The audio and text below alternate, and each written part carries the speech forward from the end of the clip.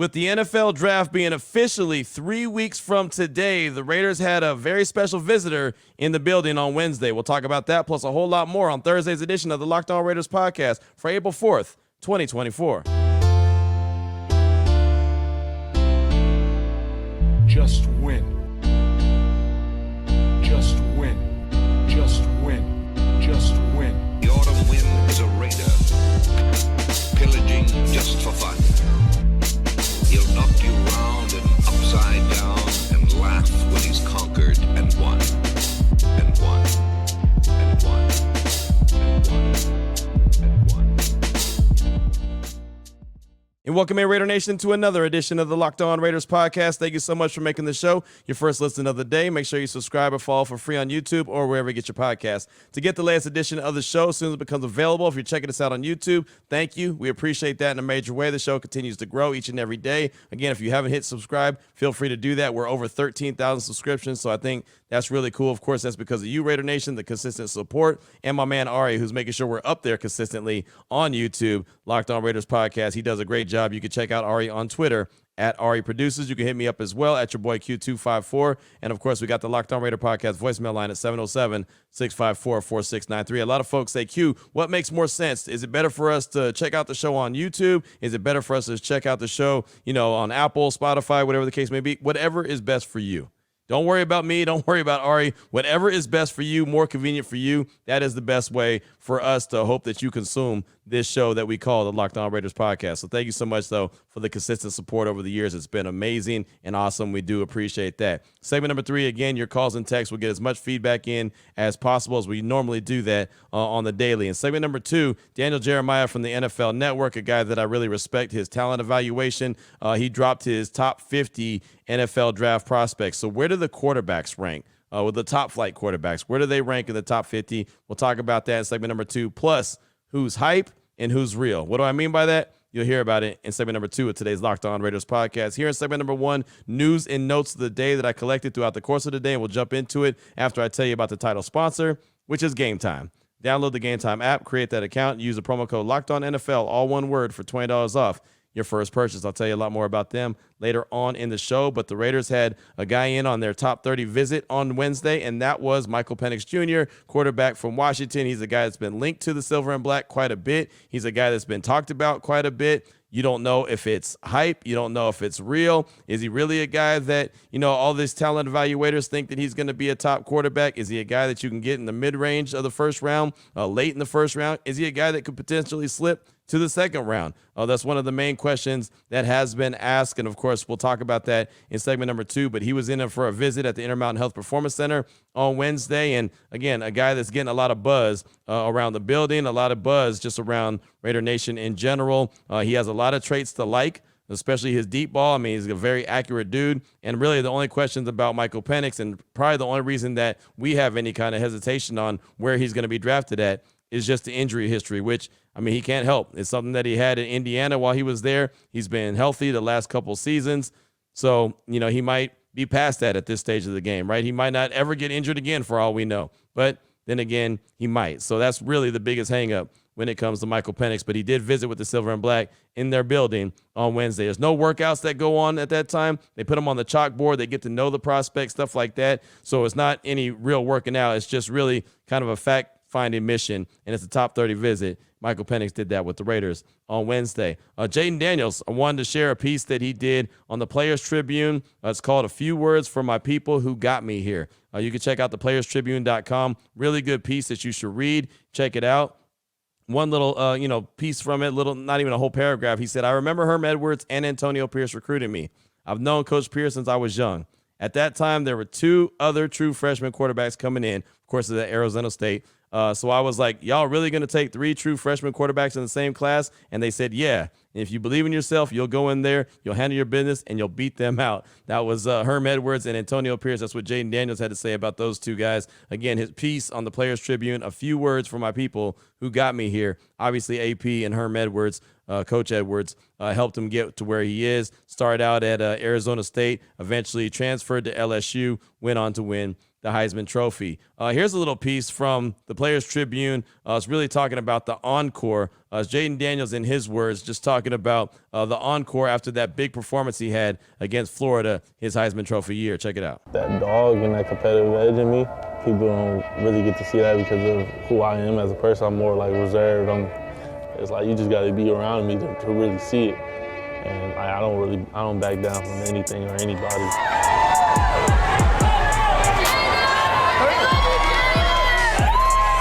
I don't really remember what it started, but I remember like after the Alabama game when I kind of got like knocked out, I had got a mild concussion, so I couldn't play the rest of the game against Alabama. So at that point, I was in the Heisman talk, but that next week we played Florida, and that's when I had like the craziest game. LSU don't like Florida, Florida don't like LSU, something like that. So it's a true rivalry. That game, it was like, man, they talking LSU, they talking crazy, and you know they just doing the most. So like, I be chilling, I be focused on like how can I get that offense execute at a high level and stuff like that. I got tackled, and I'm on this sideline, so I get up, and one of the dudes come and bumping me, and like the whole sideline is in my face. Now they doing too much. Now I'm really starting to get mad with it, and then they just talking crazy to me the whole game. And that's when I just started going crazy. It's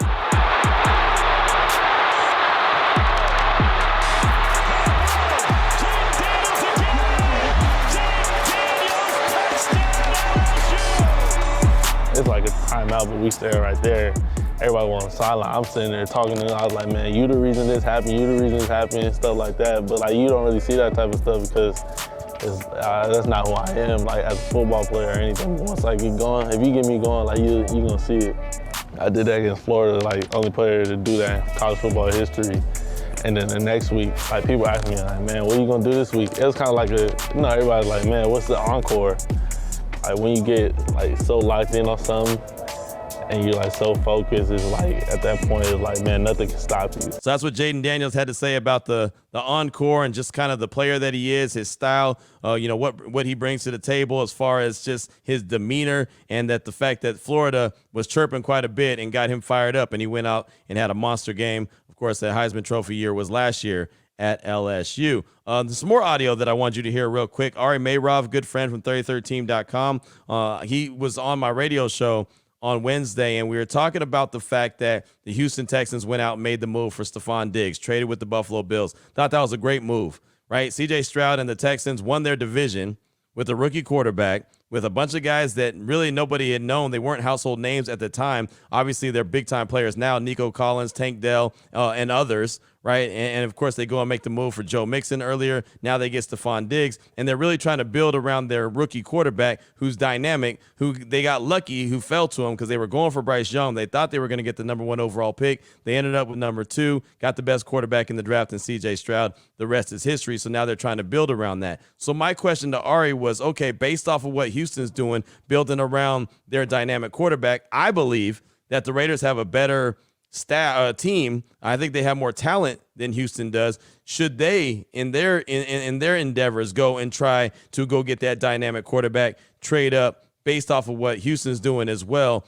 kind of following that blueprint? Here's what Ari Mayrov, here's my question and what Ari Mayrov had to say. Now, with that being said, Ari, I got to bring it all the way back home because I do believe when I look at the Raiders roster, I see a very talented team. Only thing I don't see is that difference-making quarterback. Would it make sense to you for the Raiders to go all in and try to get that guy that the Texans already have in C.J. Stroud, try to get him and maximize all the weapons like a Devontae Adams, Jacoby Myers, and a stellar defense? Does that make sense for a team like the Raiders? It's a very interesting question, and the reality is if you believe that quarterback is there, then you have a good reason to go pull the trigger.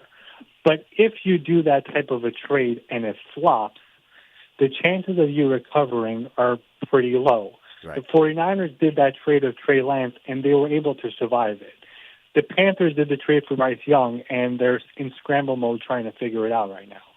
So there's two different ways it can go. Meanwhile, there are other teams who have made big trade-ups, whether it's Kansas City when they traded from 27 to 10 for Patrick Mahomes, and look how great that was. They identified a quarterback who they believed could be the franchise guy after Alex Smith, and look at all the success they're having.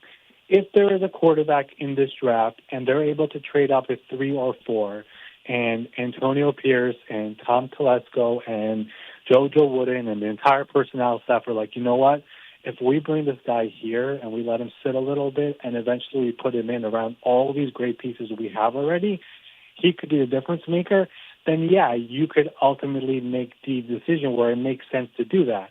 Brandon Beane, the Bills GM, had a great quote at the Combine last month or 2 months ago when he said, when I traded for Josh Allen and I gave up all those picks to move up, it's either people are going to say, if it doesn't work out, then I'll be fired and who cares? And if it does work out, no one will give a darn. So that's the way they should be looking at it. So we'll see what ends up happening. It would be expensive, but if that's the quarterback you identify as the guy, it makes sense to me. So there you go. Obviously it's a big time risk if the Raiders were to try to go up and get that guy in Jaden Daniels. And again, you've got to have a trade partner. So it's no guarantee that a team like Washington, New England, or other will agree to a trade anyway. But again, just looking at what Houston's doing, putting all those weapons now around their rookie quarterback, got him on a rookie deal, and he's a dynamic player in C.J. Stroud. If the Raiders were able to go and get their big-time difference maker at the quarterback position, I'm seeing success like Houston's seeing as well. Of course, you got to hit on that quarterback, and I believe they would with Jaden Daniels, but that's just me. One more little nugget before we get to segment number 2 of today's Locked On Raiders podcast. ESPN's Field Yates has got his pre-draft conference call. He put out his 2-round mock draft on Wednesday. He's going to have his conference call later on this afternoon. Matter of fact, it's at noon Pacific time. I won't be able to be on the call. I've actually got to record a TV show at Fox 5 here locally in Las Vegas, so I won't be able to be on that call, but I will bring some great sound bites from that call. I've already requested a copy of it. They're going to send it over to me as soon as it's done. So anything that I get really good from that, of course, all draft related, I'll bring to the podcast for Friday's show. But that's all I got for you for segment number 1 of today's Locked On Raiders podcast. Coming up in segment number 2, Daniel Jeremiah, his top 50 prospect list. Go over the quarterbacks, all the top quarterbacks, how many of them made it in the top 50, and is it real or is it hype when it comes to Michael Penix and J.J. McCarthy? That's coming up in segment number 2 of today's Locked On Raiders podcast. Before we get to that, though, I do want to tell you about Robinhood. Did you know that even if you have a 401k for retirement, you can still have an IRA? Robinhood has the only IRA that gives you a 3% boost on every dollar you contribute when you subscribe to Robinhood Gold. But get this, now through April 30th, Robinhood is even boosting every single dollar you transfer in from other retirement accounts with a 3% match. That's right, no cap on the 3% match. Robinhood Gold gets you the most for your retirement thanks to their IRA with a 3% match. This offer is good through April 30th. Get started at Robinhood.com/boost. Subscription fees apply. And now, for some legal info. Claim as of Q1 2024, validated by Radius Global Market Research. Investing involves risk, including loss. Limitations apply to IRAs and 401ks. 3% match requires Robinhood Gold for 1 year from the date of the first 3% match. Must keep Robinhood IRA for 5 years. The 3% matching on transfers is subject to specific terms and conditions. Robinhood IRA available to U.S. customers in good standing. Robinhood Financial LLC, member SIPC, is a registered broker-dealer.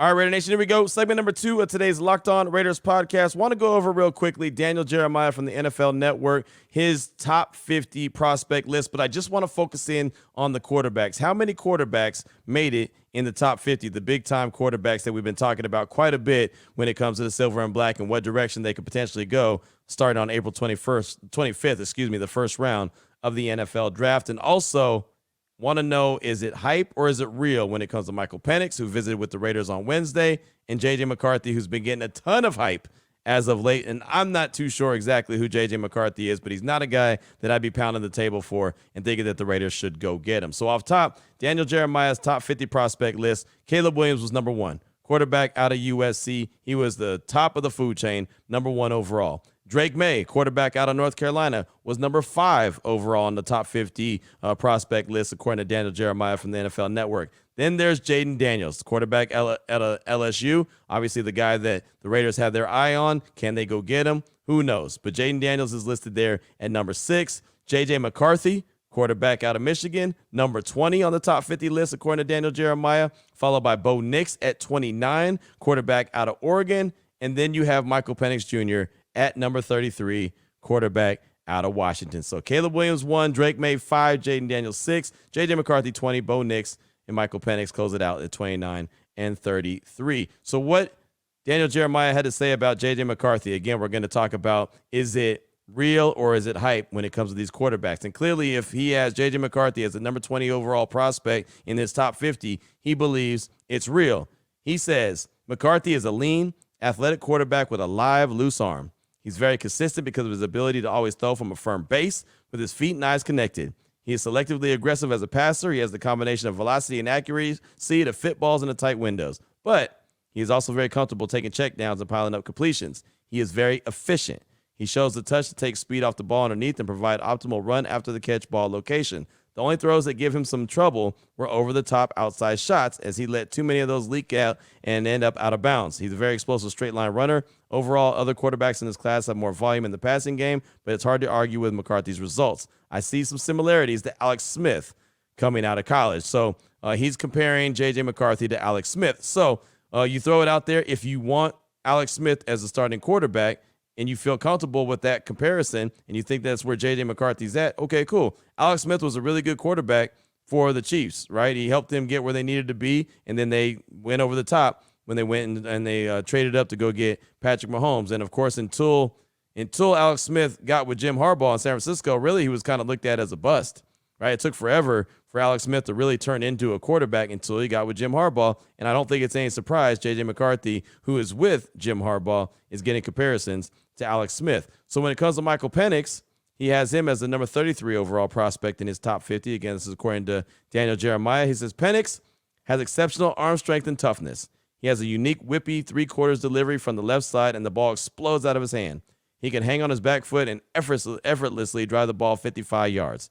He excels driving throws outside and tosses a beautiful lofting deep ball. He does have issues getting throws up and down in the middle of the field. His ball can stay flat. He is quick to process and consistently gets the number 3 in the route progression. He flashed the ability to avoid, escape, and create against Texas in the college football playoff. He's been through a litany of injuries during his career, but he managed to overcome them and led Washington to the national title game. Overall, durability is a legitimate concern, but I believe in his combination of vision, accuracy, and arm strength. And I really like the fact that he said he's quick to process and consistently gets to the number 3 in the route progression. And why I like that, and that stands out to me the most, is because, again, that feels very similar to C.J. Stroud, where he wouldn't take off and go running because he's going to be able to go through his progressions. All right, number 1's not there, boom, we go to 2. 2's not there, boom, we get to 3. He'll go through his progressions. He won't just look at 1 and see that it's covered up and then say, okay, I'm going to take off running. Right? That's what C.J. Stroud said. That's why he didn't run very much, and it led people to think that he's not athletic.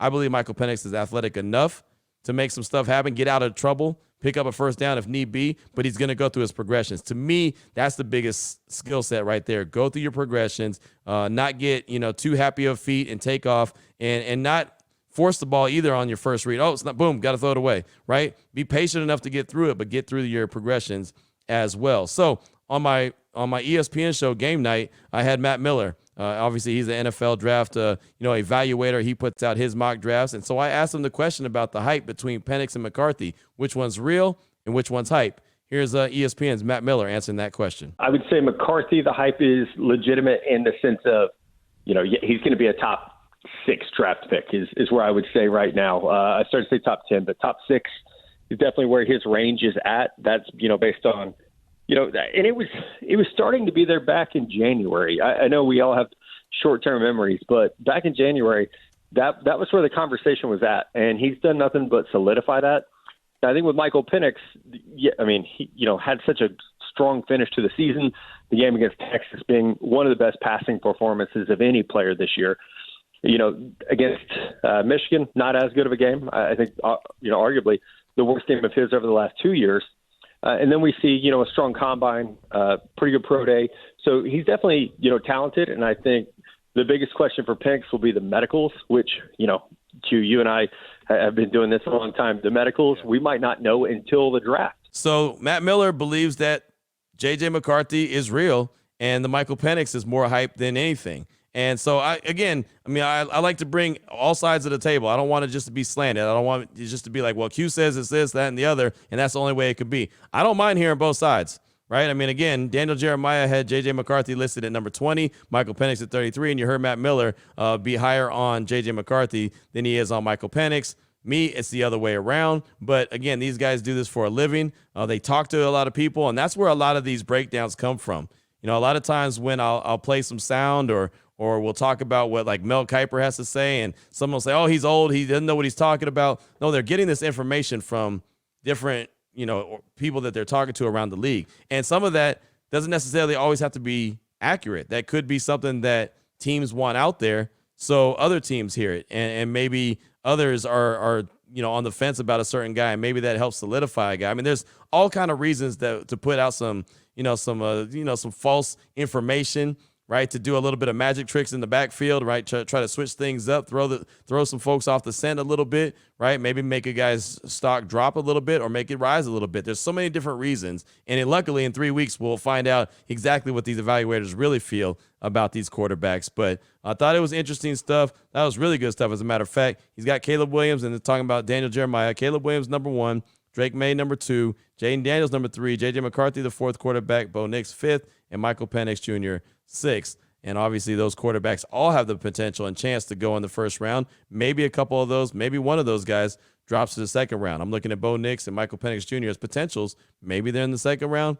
Maybe they're not. We'll find out sooner rather than later. But I thought that was some interesting stuff, and we thought it was cool to pass along that information here on the Locked On Raiders podcast. Coming up in segment number 3, your calls and texts. Draft that Locked On Raider podcast voicemail line, 707-654-4693.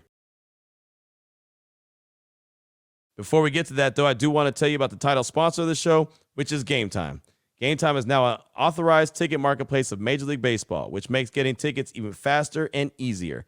Prices on the Gametime app actually go down the closer it gets to the first pitch. They got great last-minute deals, all-in prices, views from your seat, and their lowest price guarantee. Gametime takes the guesswork out of buying tickets. You can use the app feature. You can customize your spot. You can get the great flash deals, the zone deals, last-minute tickets, easy to find and buy MLB tickets for any kind of event in your area, and views from all the seats in the venue, lowest price guaranteed, event cancellation protection, job loss protection, and a whole lot more. Priorities are last-minute deals. They love the last-minute deals. You can save up to 60% off buying last-minute for sports, concerts, comedy, theater, and a whole lot more. What you need to do right now, take the guesswork out of buying tickets with Gametime. Download the Gametime app, create an account, and use the promo code LOCKEDONNFL for $20 off your first purchase. Terms and apply. Again, create that account, use the promo code LOCKEDONNFL. It's all one word, LOCKEDON NFL for $20 off. Download the Gametime app today. Last-minute tickets, lowest prices,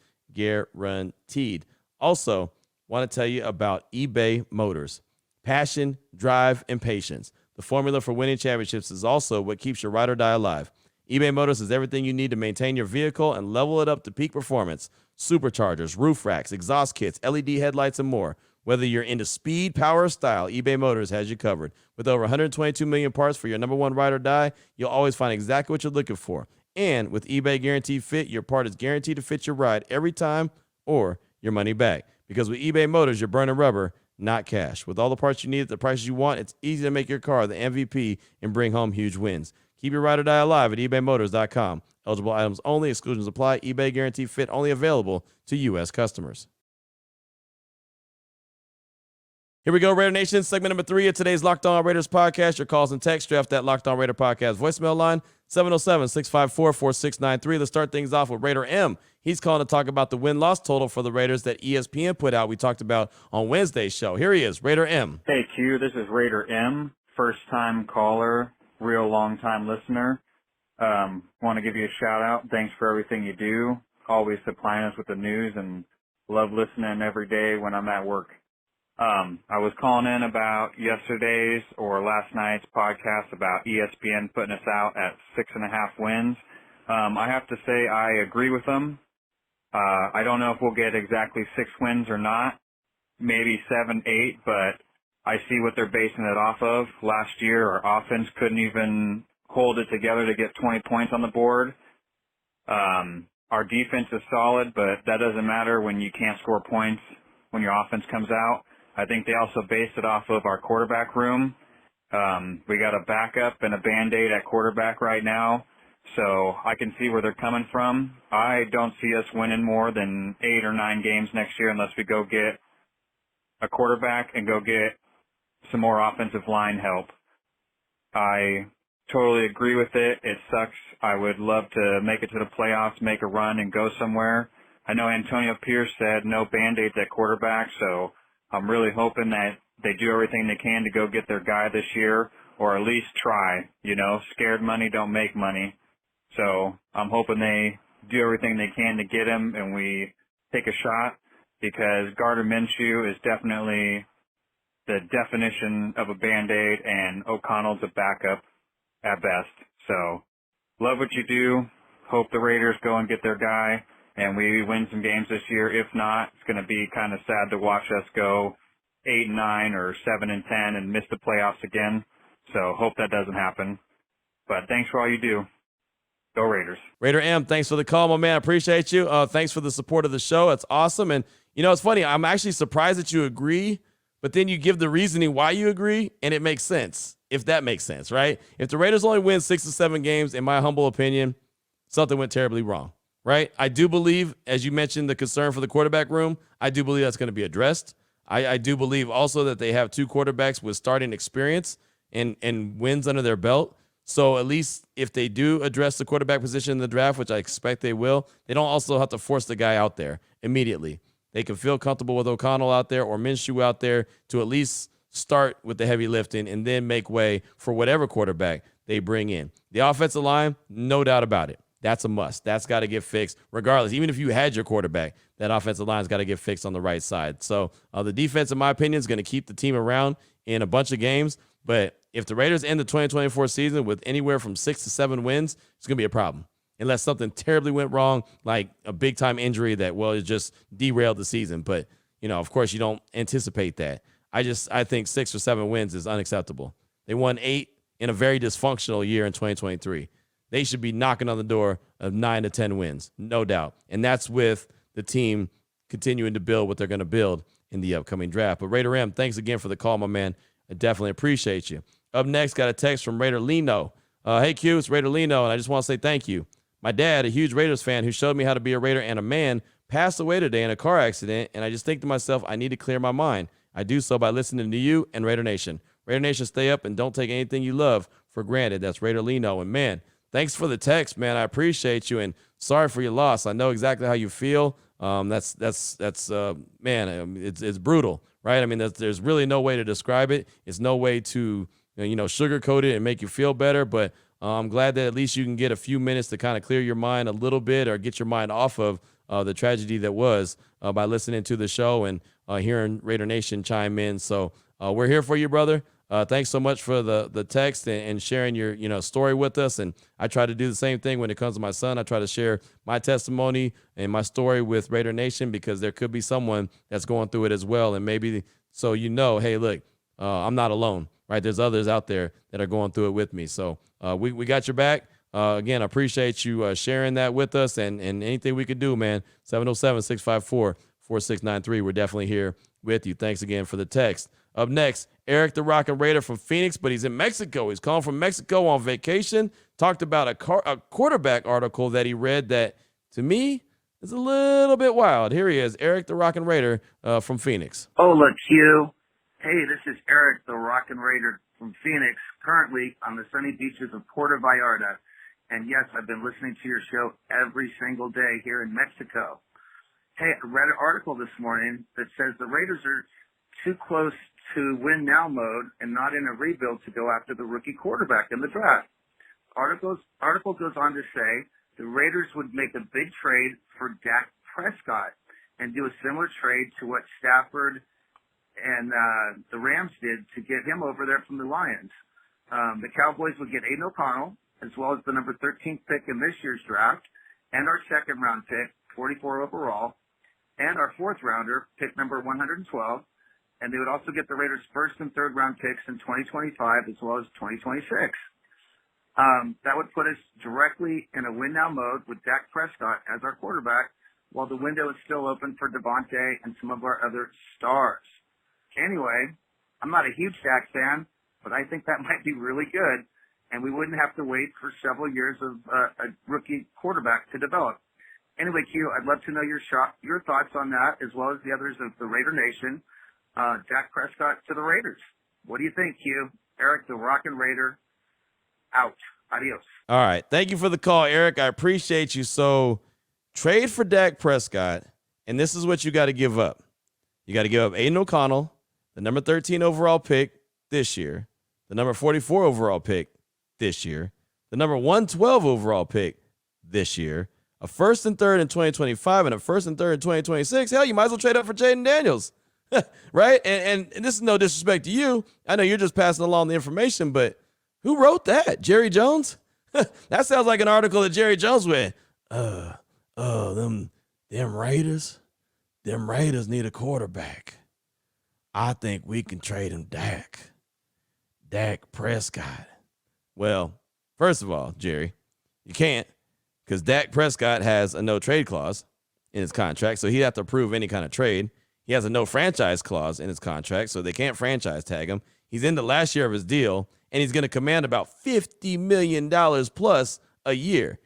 I'm not signing up for Dak Prescott at $50+ million. If you're going to give up all that, O'Connell, 13, 44, 112, first and third and 25, first and third and 26, I'm trading all the way up. I'm doing like DJ Khaled. Nothing can stop me. I'm all the way up, right? I'm going all the way up.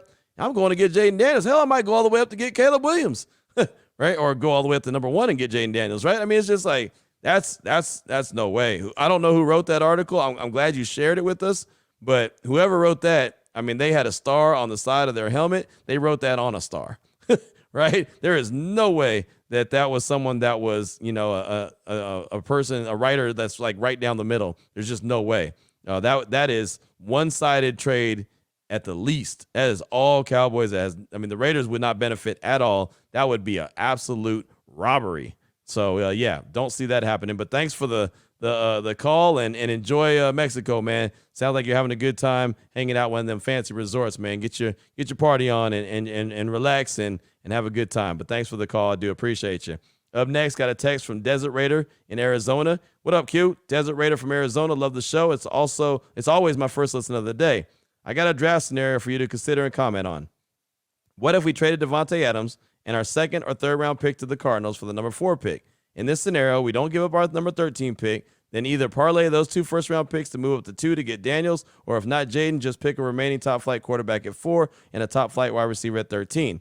Maybe doing so, we at worst reunite Michael Penix and Rome Odunze to do some real damage. I'm not a huge fan of losing Adams, but if the Cards are projected to take a wide receiver at 4, it may be an achievable trade. Just thinking outside the box. Love your show. Love our Raiders. Keep up the great work. And as always, just win, baby. That's Desert Raider in Arizona. And the problem with trading Devontae Adams, well, multiple problems. One, I don't think that's a very good idea. I think the Raiders need to make sure they keep their alpha dog wide receiver, but I like how you're talking about replacing him with Rome Odunze, who is probably a Devontae Adams clone, right? I mean, he's very Devontae Adams-like. Rome Odunze is fantastic. But the problem with that is it's a ton of dead cap money if they were to trade him. Now, I say that. Stephon Diggs just got traded from the Bills to the Houston Texans, and Buffalo took on $31 million in dead cap money. So it's not like it's impossible.